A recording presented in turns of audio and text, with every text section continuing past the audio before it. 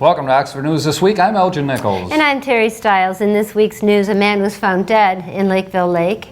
And Oxford Orion Fish Backpack Drive is on again. Stay tuned, learn more about these stories and others. The Oxford News begins right now.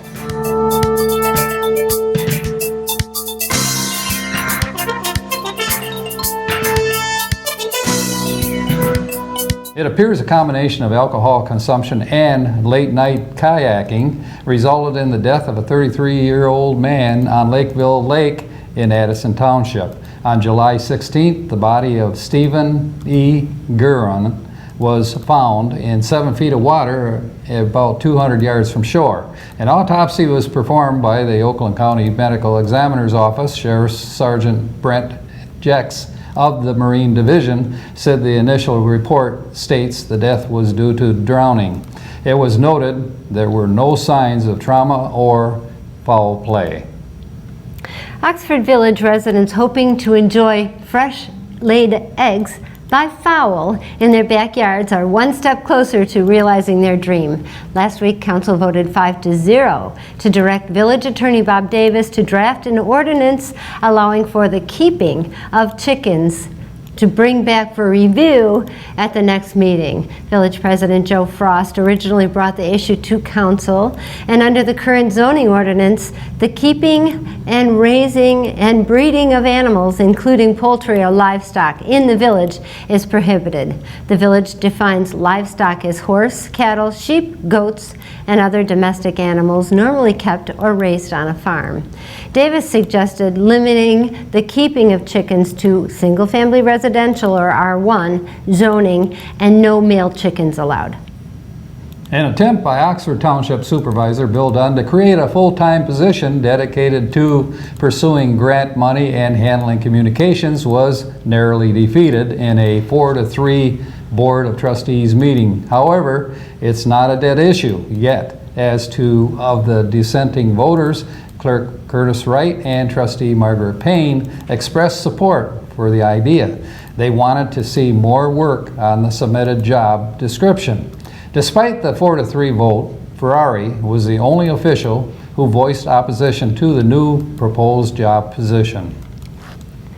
Oxford Township's Parks and Rec Department and the Oakland County Sheriff Division Police will be the subject of a special informational event on Thursday, July 25th. Inside the community room at Parks and Recs from 7 to 9 p.m., Oakland County Sheriff's Lieutenant Scott Patterson and Ron Davis, the Director of Parks and Recs Department, will be available to meet with the public.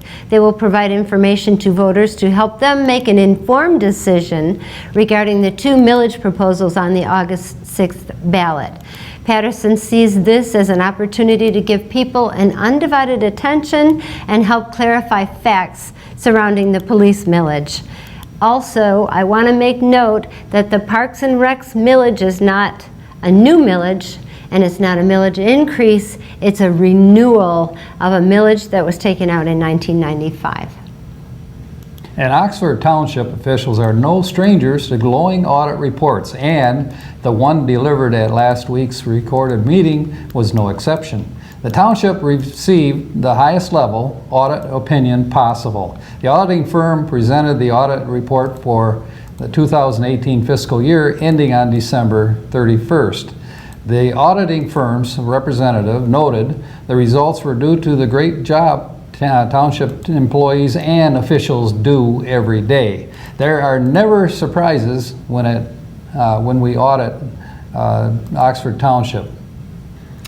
To kick off the 2019-2020 school year, Oxford Orion Fish wants students to have everything they need to succeed in the classroom.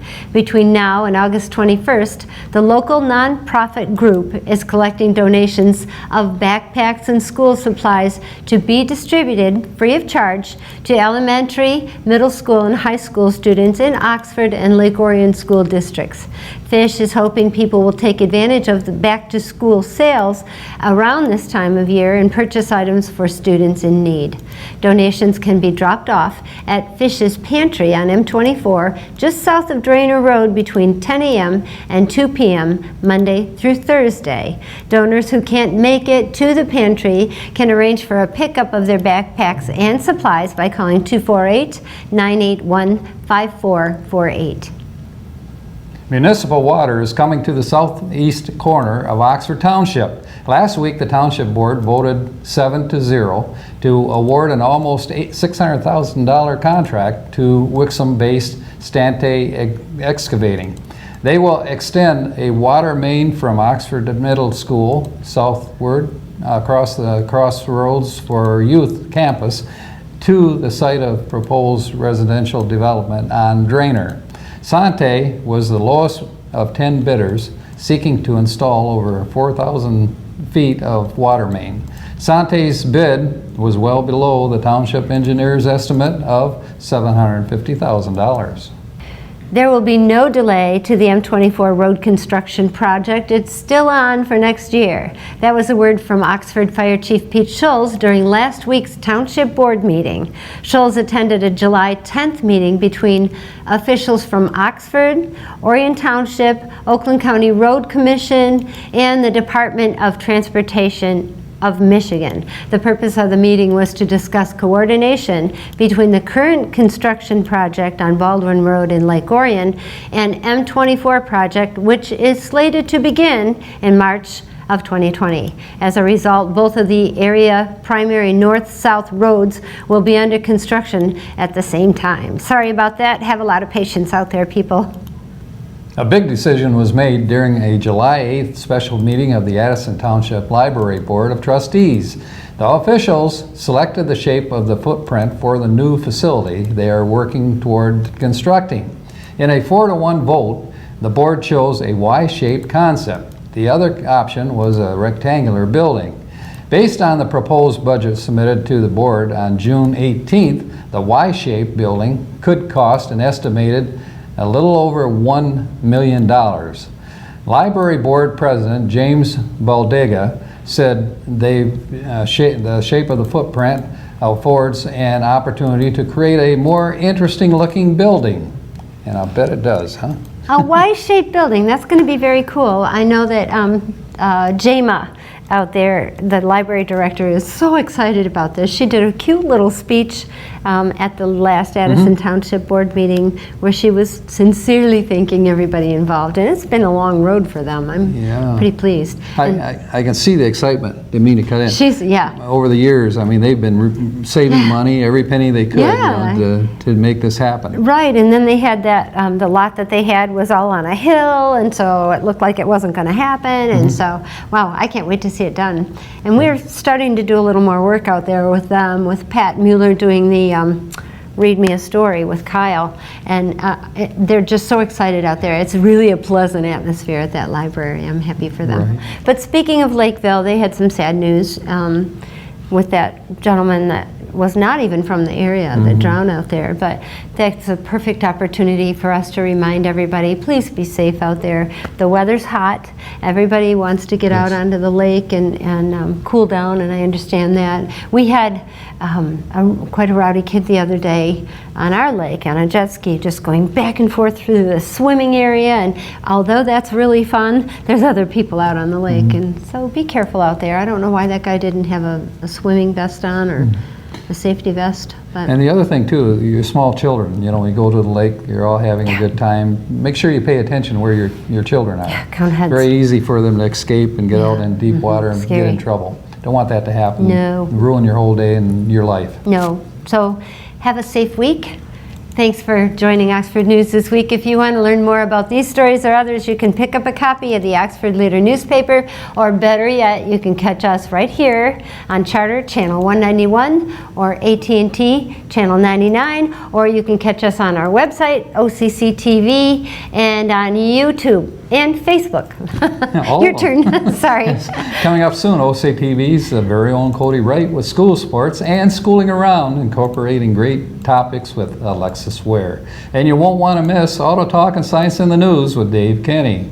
I'm Terry Stiles. Thanks for watching Oxford News This Week, where we bring your news closer to home. And I'm Elgin Nichols. Remember, always be kind to your friends and neighbors, and thanks for watching. Canine Stray Rescue does just that. Rescue stray dogs for new families. But they need your help. Become a volunteer at Canine Stray Rescue League of Michigan. Take dogs for walks, help them socialize with others, and help them get adopted. Fill out an application and help a family add a new member today.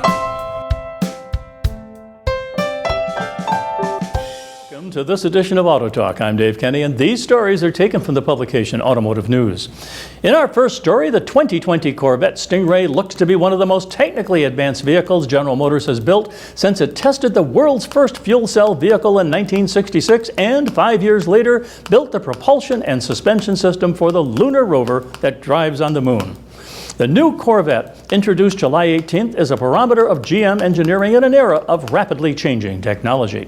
If the Corvette launches cleanly with no technical issues, from adopting GM's new wire-reducing digital electrical architecture, its advanced lightweight mixed material chassis that uses die-cast aluminum parts made in an engine factory, the electric brakes, and other innovations, it could bode well for GM as it pushes closer to production of fully autonomous vehicles, which will share some of the same technologies with the new Corvette. And most important, the retooled Corvette's computer systems and the speed with which they communicate internally and externally will determine how seamlessly GM transitions to autonomous vehicles and the vast amount of data processing they require. Chevrolet officials ticked off a list of high-tech items in the new Corvette. They include a new version of Chevrolet's classic small block V8 engine. The naturally aspirated engine is rated at 495 horsepower and 470 pounds-feet of torque. When the Corvette is equipped with an optional performance package, it can propel the car to 60 miles per hour in less than 3 seconds, the fastest base model Corvette in history. Chevrolet's first 8-speed dual-clutch transmission, a gearbox manufactured by Tremec that allows the driver to shift the car manually or drive it as an automatic. The performance shift algorithms are so driver-focused they can sense when you are doing spirited driving regardless of driving mode and will hold lower gears longer for more throttle response, said Taj Jeter, Corvette Executive Chief Engineer.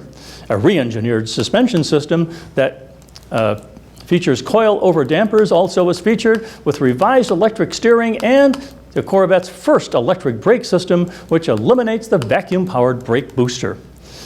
That has been replaced with an electronic unit that can be tuned and adjusted for different driving conditions.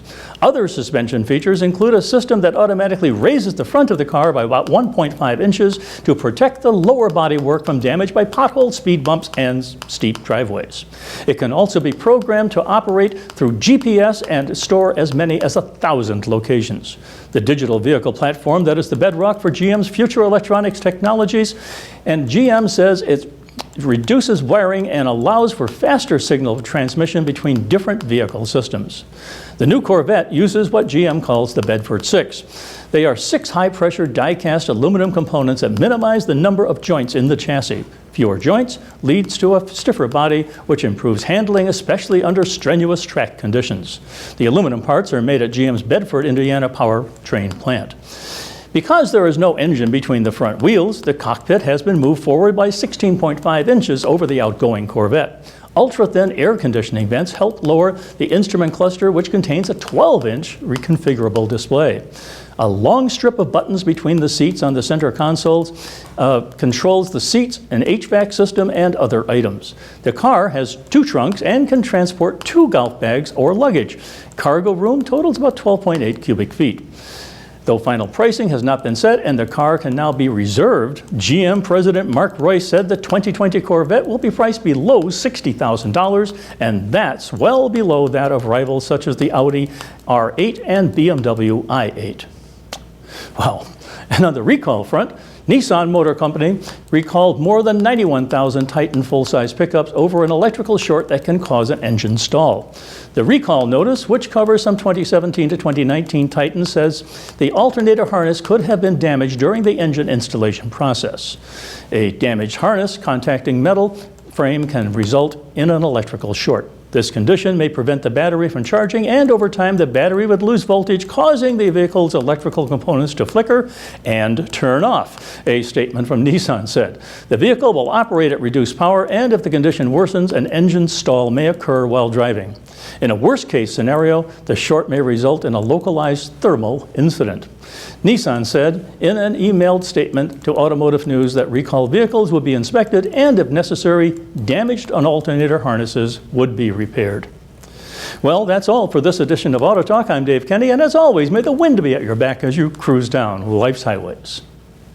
News, I'm Alexis Ware. This summer is certainly flying by, with it already being the month of July, and you all know what that means. School is back in session next month on the 26th of August, which brings lots of new activities and a whole new class of seniors. But that's still a little ways away. This week we're still in the summer spirit with camp, summer reading, and wilderness. This week, July 22nd until the 25th, the Millbury Hills Golf Club will be holding youth lessons from 6:30 until 7:30. In case you can't make this one, another will be held on July 29th through the week until next month, August 1st. The cost is always $110 and $120 for non-Oxford residents. Use the code 3818.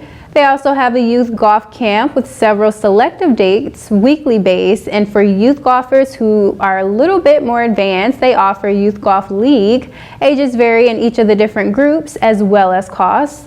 If you would like to find out more information, contact Millbury Hills Golf Club on Noble Road at 248-628-2808. If you prefer to be on the back of a horse instead of on your feet, you'll be pleased to hear that Times Square Riding Academy on Oakwood Road in Ortonville is holding horseback riding lessons. The next set of classes aren't until this Saturday, July 27th through the end of August, so get signed up as soon as possible. They're week-long classes with dates to stretch through the summer into October. Pricing is set at $150 and $160 for non-residents. Along with these lessons, they also offer horseback riding camp. The next available date for this is August 5th, so be sure to call Paula at 248-431-0940. There's tons of camps and summer lessons to choose from around town. If you're unsure of what's being offered near you, stop by your local Parks and Rec offices to pick up an Oxford Township Parks and Recreation magazine. There, you can find a long list of summer activities for all ages. Addison Oaks County Park is holding activities every Thursday at 10 a.m. for preschoolers and activities at 1 p.m. for adults. They also offer additional activities weekly now until October 27th. It's open to the public, so check out oaklandcountyparks.com to see what all they offer. You can also tune into the Schooling Around segment this week to see a highlight from their Christmas in July event. Along with Addison Oaks, Oxford Public Library also has daily events in the teen department. They house game nights, clubs, morning activities, and much more. Take a look at this clip of a previous event they held there. Today we have the Stranger Things game night, where we'll be playing with a Stranger Things Ouija board, Stranger Things Monopoly, and a Stranger Things trivia game, and a Stranger Things Eggo game. We'll also be watching some of the cast and crew interviews to learn a little bit more about Stranger Things and getting ready for the next season of Stranger Things, Season 3, which will be airing on Netflix. We also have some cool Stranger Things materials available to check out at the library. We have this comic book here. And we also have audiobooks and a Suspicious Minds book about before the world of Stranger Things happened. It's set in the 70s. It's pretty cool. And that's about all we're doing tonight. Oh, we're also gearing up for a Stranger Things lock-in that we'll have in the fall. So be on the lookout for that if you're a Stranger Things fan. I'm here, well, one, I like this library, and two, because be kind of cool. I thought it was kind of cool that I figured there would be like a like people would dress up or something. But still good to support, you know, like, yeah. I just figured this would be fun. Just me and my brother, we love the show. It's just like, I'm willing to campaign for anyone who hasn't watched the show. I'd say, watch it. That was a club meeting and game night a few weeks back, incorporating the popular Netflix series Stranger Things. If this club interests you, or if you would like to look at what else they have to offer, you can stop by 530 Pontiac Street or visit their site at miopl.org. In case you missed the last Board of Education meeting and would like to attend the next one, it will be held this week on July 23rd at 10 North Washington Street. Everyone is welcome to come out, and selected times are set aside to the public for the public to address the board with questions and concerns. Also remember to stay tuned for the Schooling Around segment, where we explore the curriculum and student life even through the summer, Mondays through Fridays at 11 a.m. and 3 p.m., as well as on Saturdays at 11 and 7. But don't go anywhere yet. Next up is Cody Wright with School Sports.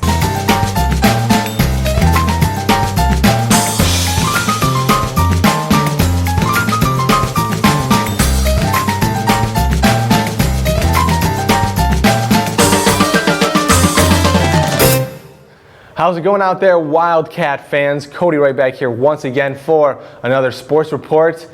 This last week was pretty slow here at Seymour Lake Park due to the rain we kept getting. We weren't able to cover much. We do have a senior softball game to look at. However, the boys took on Clarkston, one of our favorite group of guys to play. This game was a little different, however. We called it the memorial game in dedication to two of Clarkston's players that passed away since we saw them last.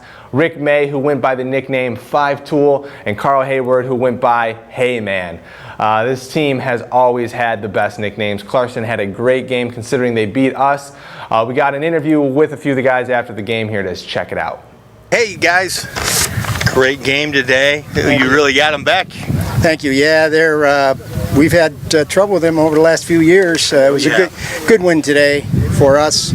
Bats, we got our bats going. They helped us out with a few errors, and we're playing with heavy hearts. This year we lost a couple guys. In the off season. Yeah, Rick May and Carl Hayward. Hayward, yeah. Five Tool and Hey Man. I tell you, I remember those guys. Yeah, they were Ricky May. We played with for about 10 years, and Carl was relatively new to the team. But it doesn't matter how long you've been with the team. You're part of the team, and you're one of our brothers. So we played this game for them, and we're happy we got the win. Well, I think I jinxed Health Quest because I called this the memorial game, and you guys won. That's okay. You can do that for us every time if you'd like. As long as we don't have to lose anybody, right? Well, as long as we don't lose any players, yeah. There we go. Well, you guys played great. And what a great game. And you guys probably want a copy now that you won, right? Yeah, of course. And we're gonna go have a beer with these guys at 24th Street. So it's all about sportsmanship. They're as close to us as our teammates. They're really a bunch of good guys, and we enjoy playing against them. Aren't they though? I'll tell you, we've been covering them for years. And we remember you guys too. You guys got the best nicknames, and you guys are great. Well, we like to have fun out here. I mean, we're fortunate to be able to be out here at our age to begin with. Yeah. So we just like to have fun. And when you play well too, that's even better. It helps. Hey, maybe we'll see you at 24th. How's that? All right, come on up. All right, we'll see you guys. All right, congratulations. Thank you. I'll tell you, I'm going to be sad to see the summer end just because it means we won't be able to cover these guys for a whole nother year. It's been a blast. Like I said, we had a lot of cancellations this week with the rain, so that's just about all of it. Upcoming events that we cover will be posted on our YouTube page if they are already not there. You can access through the website occtv.org. Like I said, everything we do up here is posted on our YouTube page, not just our sports. So head on over and check it out. Once again, that is occtv.org. That's going to do it for this week's report. I want to thank you all for watching and remind you all to tune in next time. But until then, I'm Cody Wright. Go Wildcats.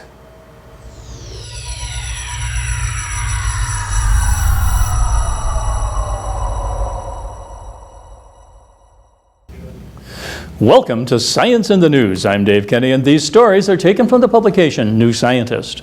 In our first story, a space station will have fallen from the sky by now. The Chinese station Tiangong-2 was scheduled to drop out of orbit on July 19th and fall into the Pacific Ocean between New Zealand and Chile. Tiangong 2, which translates as Heavenly Palace, was launched in September of 2016, and it was never intended to be a permanent fixture in orbit. Instead, its purpose was to test technologies for China's larger planned space station, whose main module is scheduled to launch in 2020.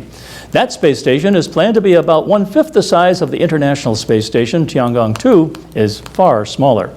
In 2018, Tiangong 2 began to lower its orbit to prepare for the end of its mission. On July 19th, it fired its thrusters again to aim its descent towards the Pacific Ocean. Most of the craft probably burned up as it entered the atmosphere, but any parts that survived should have splashed into the water harmlessly. The space station was still fully functional and was being brought down purposely now that it's finished the experiments it was launched to carry out. This will avoid the fate of its predecessor, Tiangong 1, which lost power in April of 2018 and crashed down in an uncontrolled fashion. Its remains also fell into the ocean, but that was pure luck. This time, Chinese officials made sure that their space station hit water. Okay. In our next story, as the climate warms, Lyme disease is spreading.